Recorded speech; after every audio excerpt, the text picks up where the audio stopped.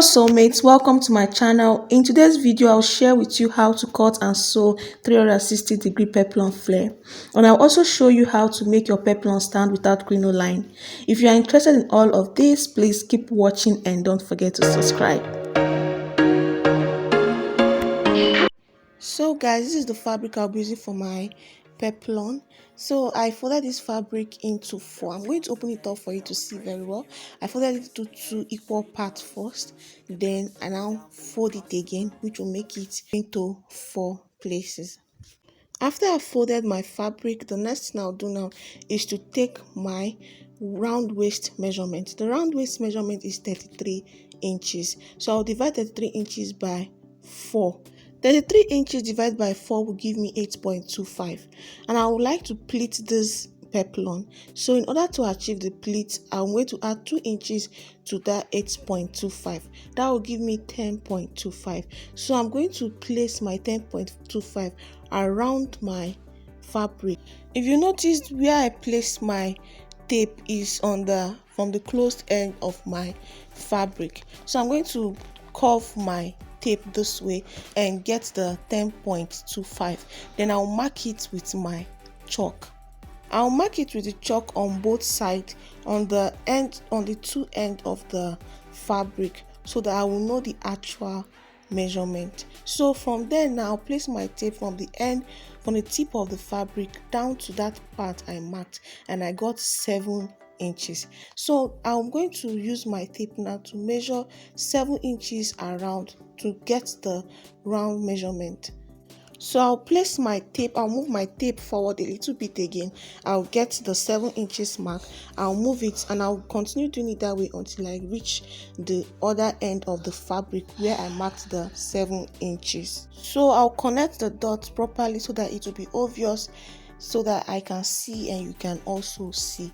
When I'm done with that, the next thing I'll do now is to take my full peplum length. Now I'm going to place my tape from this mark, 7 inches mark, downwards to get my full peplum length. So in order to get my full peplum length, I'm going to minus my half bodice from my full blouse length. My full blouse length is 25 inches. 25 inches minus 16 inches, then I will get peplum length. So 25 inches minus 16 inches will give us 9 inches. So I'm going to place my tape from that 7 inches to get my 9 inches this way, just the way you see me doing it. If you follow everything step by step, you achieve the same result. So after marking the 9 inches length, I'm going to trace the dots out very well so that I see it clearly and you can also see it clearly. When I'm done tracing out, then the next thing I'll do is to cut it. This is basically how to achieve your 360-degree peplum flare. So the next thing I'll do after cutting is to show you how to sew and how to achieve a peplum flare that stands without using crinoline. As you can see the way I cut it, I cut that 7 inches out before I now cut my full length. So I've opened the flare up, and as you can see, we have our 360-degree flare. When I'm done with cutting my 360-degree flare, the next thing I'll do is to transfer my 360-degree flare on the other materials I'll use for this peplum. So this is my gum stand, and I folded it into 4 places, just like I did for the Ankara fabric. So after folding, I'll place this peplum, this 360-degree peplum flare on it to get the 360-degree shape on the gum stay also. So after I've properly placed my Ankara fabric on my gum stay, I'm going to use my pin to pin it down. Then I'll cut it out to achieve the same 360-degree shape that I have on my Ankara fabric. As you can see guys, I'm done cutting out the gum stay also. So the next thing I'm going to cut out now is my lining. This gum stay, you can even use more than 1 layer, but for this peplum I'm going to use 1 layer of gum stay. So the next thing I'm going to do now is to place this Ankara fabric gum stay on my lining, and I folded the lining also into 4 this way. Then I'll place the Ankara fabric on the lining, pin it down, then cut. I like using gum stay for my peplum because when I'm done, my peplum will stand, and it's also economical because you know what the market is saying about material. I use gum stay because it gives me what I want and also cuts down cost for me. So I'm done cutting out the 360-degree flare for all the materials for both the Ankara fabric, the gum stay, and also the lining. So the next thing I'll do now is to separate them. Then I'll open up one side of the Ankara fabric. I'll also open one side of the gum stay and also the lining. When I open it up, before I go ahead with my work, I'll mark the wrong side of my Ankara fabric. It's very important.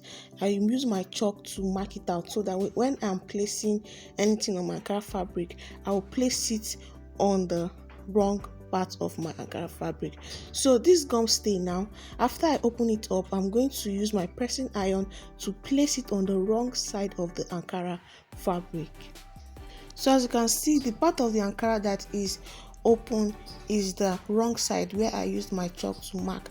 So I'm going to place my gum stay on it. I'll place the shiny part of the gum stay on the wrong face of the Ankara. Then I'll use my pressing iron to place it. So I'm done placing my gum stay on my peplum. As you can see, the peplum is already having some kind of shape and weight like that. So the next thing I'll do now is to trim out the excess part of this gum stay. You be careful while you're at it, you trim it out, and when I'm done trimming, I will now place my lining. So I will trim both the up and the down part of my peplum. Please, if you've not subscribed, I'm begging you, please subscribe and click the notification bell to get notified whenever I upload new videos.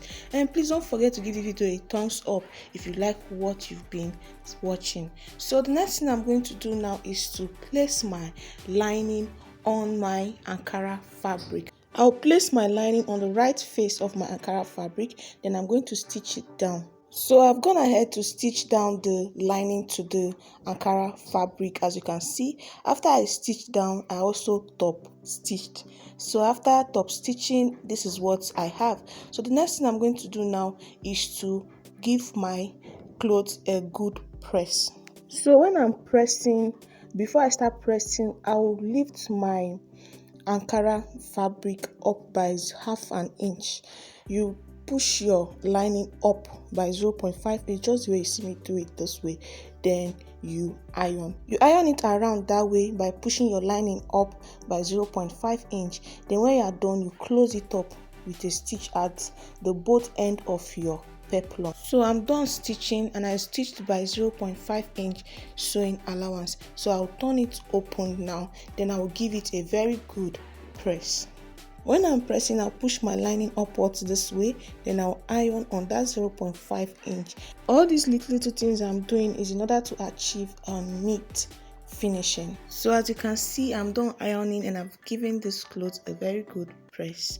So as you can see, there's 0.5 inch of my Ankara fabric showing at the down of the peplum. So the next thing I'm going to do now is to stitch the tip of my peplum. I'll stitch it down to hold down the fabric and also the lining together. As you can see, guys, I'm done stitching it down. So the next thing I'll do now is to trim out the excess lining at the top of the peplum. So after trimming, this is what I have. As you can see, our 360-degree peplum flare is looking all nice and beautiful. So in order not to make this video too long, I'm going to stop here, and I'll assume that you know how to join your peplum. But if you don't know how to join, you can subscribe, and I'll drop the video to share with you how I joined this peplum to the half length. Thanks for watching, guys, and I hope you've learned 1 or 2 things from this video.